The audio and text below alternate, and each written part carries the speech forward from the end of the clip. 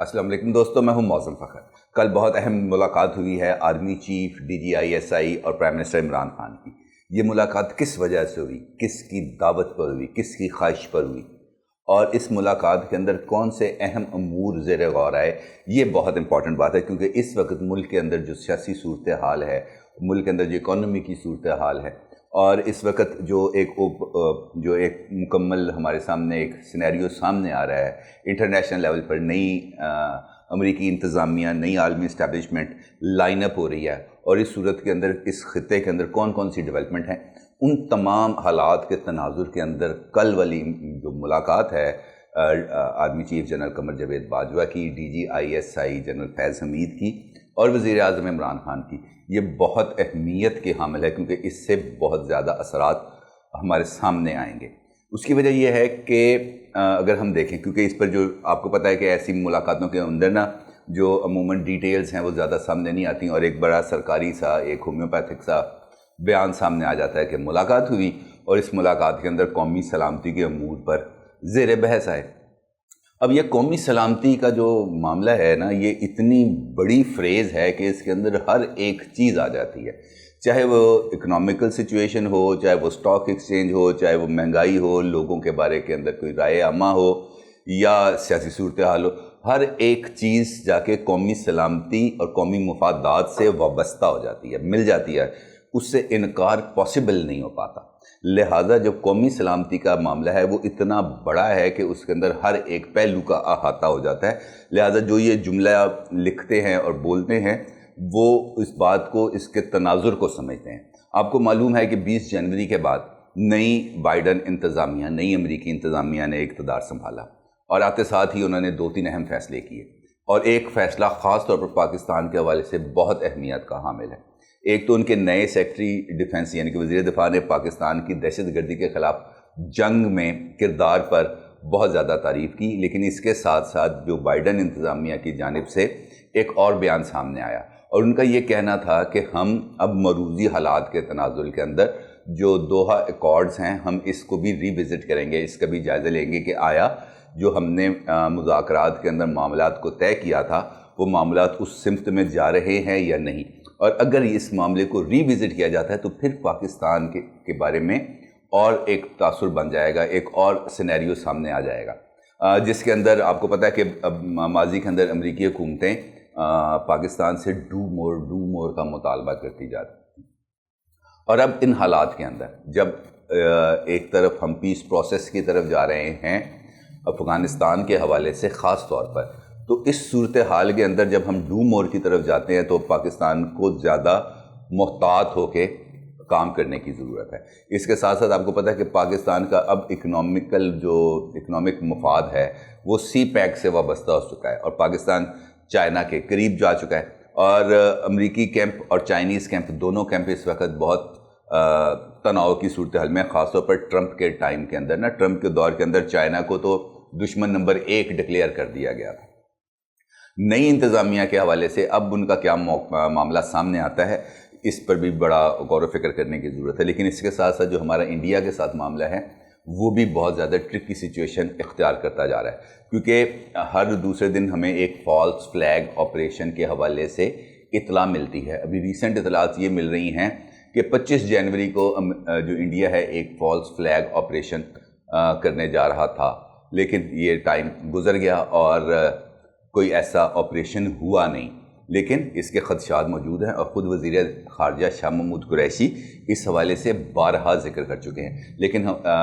جو ہے مودی رجیم کے اقتدار میں آنے کے بعد جو لائن آف کنٹرول کی سچویشن ہے وہ ہمارے سامنے ہے، ہر روز کچھ نہ کچھ وہاں پر گڑبڑ ہوتی رہتی ہے، تو یہ وہ ایک لارج سینیریو ہے جس میں ڈیفینیٹلی بات ہوئی، لیکن امپورٹنٹ بات یہ ہے کہ کل کی جو ملاقات ہوئی یہ پرائم منسٹر آفس کی ریکویسٹ پر کی گئی، یعنی کہ پرائم منسٹر نے خود آرمی چیف اور DGISI سے کہا کہ میں آپ سے ملنا چاہتا ہوں، براہ کرم آپ آئیں اور آ کے ملیں۔ اب ان کی یہ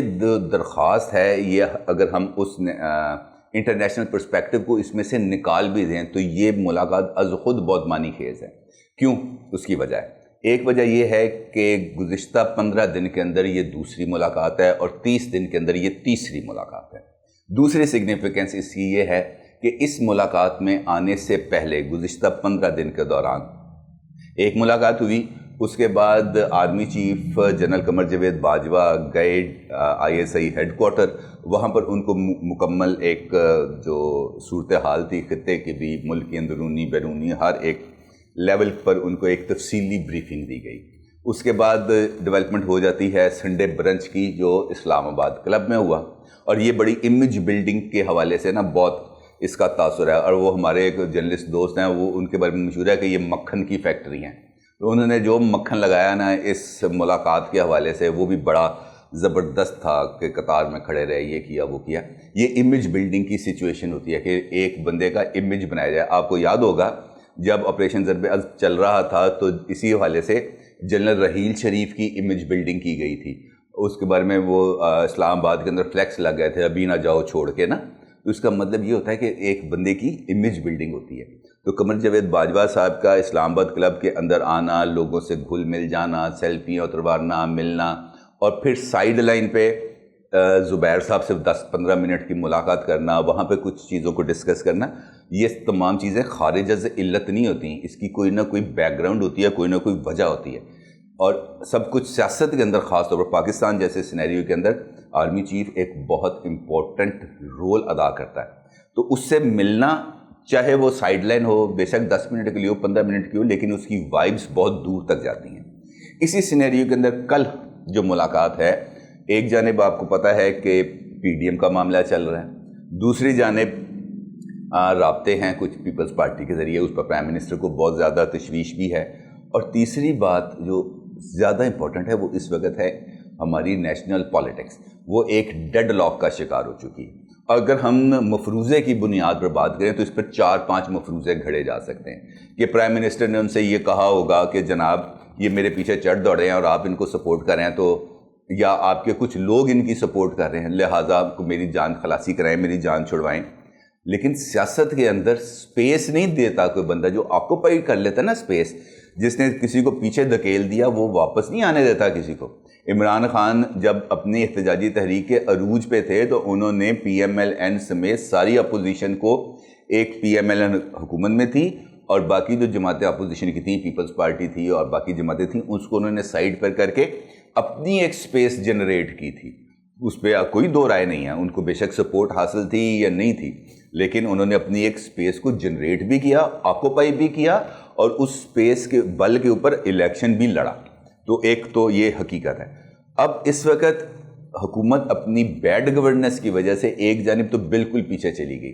لوگوں کا جو قوت خرید ہے وہ ختم ہو گئی، مہنگائی ہر روز آگے بڑھتی جا رہی ہے، بیڈ گورننس کی مثالیں ہر طرف موجود ہیں۔ ہم ٹاپ لیول سے لے کے باٹم لیول تک ہر ایک جگہ پر دیکھیں تو ہمیں بیڈ گورننس ہی نظر آتی ہے۔ تو آپ کا کیا خیال ہے کہ اس صورتحال کے اندر کیا فوج بحیثیت ادارہ اور قومی سلامتی کے علم بردار کی حیثیت سے کیا ان کو اس پر تشویش نہیں ہوگی؟ کیا وہ اپنی تشویش سے پرائم منسٹر کو یعنی حکومت کو آگاہ نہیں کرتے ہوں گے؟ کیا ان کو نہیں پتا کہ لاہور جو اتنا صاف ستھرا شہر تھا اب یہاں پہ گندگی کے ڈھیر لگے ہوئے ہیں، اور خود حکومت یہ کہتی ہے کہ پہلے یہ ہم 30,000 ٹن کچرا اٹھائیں گے جو پہلے کا پڑا ہوا ہے، اور اس کے بعد جو کرنٹ کچرا ہے وہ اٹھائیں گے۔ آپ اس سے اندازہ لگا لینا کہ کیا سچویشن ڈیولپ ہو رہی ہے۔ تو کیا اس پر بات نہیں ہوئی ہوگی؟ کیا اس پر بات نہیں ہوئی ہوگی کہ حکومت کو یہ مشورہ دیا جائے کہ آپ پارلیمنٹ کا جو فورم ہے آپ نے اس کو بالکل ختم کر کے رکھ دیا، اس کی افادیت پر آپ غور کیوں نہیں کر رہے؟ آپ پارلیمنٹ کے فورم کو قانون سازی کے لیے استعمال کیوں نہیں کر رہے؟ آپ پارلیمنٹ کے سیاست کے جو مسائل ہیں وہ پارلیمنٹ کے اندر لے کے کیوں نہیں آ رہے؟ کیا پرائم منسٹر کو یہ نہیں کہا جاتا ہوگا کہ آپ اپوزیشن کو انگیج گفتگو کے اندر کیوں نہیں کر رہے؟ کیا ان کو گرینڈ ڈائیلاگ کا مشورہ نہیں دیا جاتا ہوگا؟ اور اگر یہ سب کچھ ہے اور اس طرف عمل نہیں ہو پا رہا تو ایک بہت بڑا کویسچن مارک بن جاتا ہے ہمارے سسٹم کے اوپر، ہمارے حالات کو چلانے والوں کے اوپر، ہماری گورننس کے اوپر، اور یہ سوال کا ہمارے سامنے اتنا بڑے جواب موجود ہیں جس کا ہمارے پاس مثالیں موجود ہیں۔ میں آپ کو مختلف مثالیں میں آپ کو پہلے بھی دے چکا ہوں، جیسے مہنگائی ہے، یہ بیڈ گورننس کی مثال ہے نا، کہ آپ کو پتہ ہے کہ چینی ہم نے کچا گنا توڑ لیا، اب ہمیں چینی کو امپورٹ کرنا پڑے گا، لیکن ہم یہ کہہ رہے ہیں کہ ہم ابھی چینی 5 लाख टन इंपोर्ट करेंगे। जब आप खुद एक सीरियस बायर के तौर पर इंटरनेशनल मार्केट के सामने चले जाते हैं तो फिर प्राइस आपकी मर्ज़ी की नहीं मिलती। खैर ये तो एक इकनॉमिक्स के मामलात हैं, लेकिन कल की मीटिंग के बहुत ज़्यादा दूर रस असरात मेरे हिसाब में नज़र आने चाहिए। उसकी वजह यह है कि आगे वाले चंद दिनों के अंदर मुझे ये लग रहा है कि अब हुकूमत की जानिब से अपोजिशन को मुज़ाकरात की तरफ लेके आने के लिए एक बाज़ाब्ता और संजीदा कोशिश होगी, क्योंकि तहरीक अदम एतमाद को चाहे नून लीग माने या ना माने, तहरीक अदम एतमाद एक हुकूमत के ऊपर एक दबाव है और इस दबाव के असरात नज़र आ रहे हैं। क्योंकि इमरान खान जो 2.5 साल के अंदर किसी MNA MPA से नहीं मिलते थे, अब डिस्ट्रिक्ट वाइज लोगों को बुलाकर मुलाकातें कर रहे हैं। ये इस ऐलान और इस दबाव का नतीजा है जो PDM की क़यादत की जानिब से हुकूमत पर डाला जा रहा है, और ये रिफ्लेक्शन इस मीटिंग के अंदर भी बहुत ज़्यादा नुमायाँ है। और सबसे इम्पॉर्टेंट बात कि अमूमन हाई लेवल मीटिंग्स के अंदर आपके पास एक नोट्स टेकर मौजूद होता है जो आपकी गुफ्तगू को रिकॉर्ड करता है, उसके मीटिंग मिनट्स बनते हैं। अभी जो 2 मुलाकातें हुई हैं आर्मी चीफ की DGISI की इमरान खान के साथ, इनके अंदर कोई नोट्स टेकर मौजूद नहीं था। इसका क्या मतलब है? इसका मतलब ये है कि कुछ ऐसी बातें हो रही हैं जिसको रिकॉर्ड का हिस्सा नहीं बनाया जा सकता या नहीं बनाया जाना चाहिए, या हुकूमत कुछ चीज़ उनसे मांग रही है जिसको वो ऑफिशियल नहीं करना चाह रही, और वो मांग रही है अपने लिए मुकम्मल सपोर्ट जिसको वो इंजॉय करती रही है गुज़िश्ता 2.5 साल, और वो सपोर्ट अब उसके पास मौजूद नहीं है। अपनी राय का ज़रूर इज़हार कीजिएगा। आपका बहुत शुक्रिया। अल्लाह हाफ़िज़।